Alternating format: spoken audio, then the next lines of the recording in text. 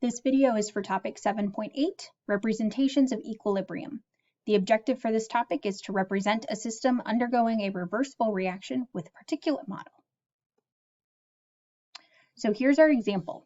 We have 10 molecules of XY react according to the following equation. So XY breaks apart into X and Y. And the equilibrium constant for this is 1 times 10 to the negative 1 times 10 to the negative 1. There we go. Sketch the reactant and products as they would appear when equilibrium has been reached.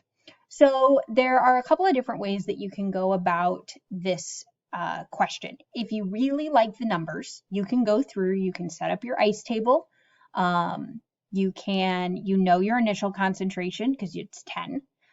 You know that you don't have any X and Y. You know that your XY is going to go down by X. Your X and Y is going to go up by X. And so you'll have your equilibrium expression, you'll have your equilibrium constant, and you can actually solve for what the concentrations would be at equilibrium. And so that would tell you how many reactant particles you'll have and how many product particles you should have. The other way that you can think about this is that our equilibrium constant, our K value, is less than 1. So that means that we're going to have significantly more, we're going to have more reactants than we will products. Okay, so it's going to be a reactant favored reaction.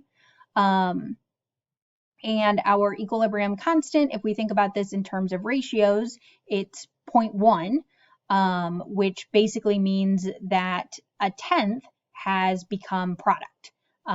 If you go through and work out the math, you'll do some rounding, and you'll get to the same result, that a tenth of your reactants have become products, or it's a ratio, or close, I guess you could think about it as a ratio of 1 to 9. So you have 1 product to 9 reactants.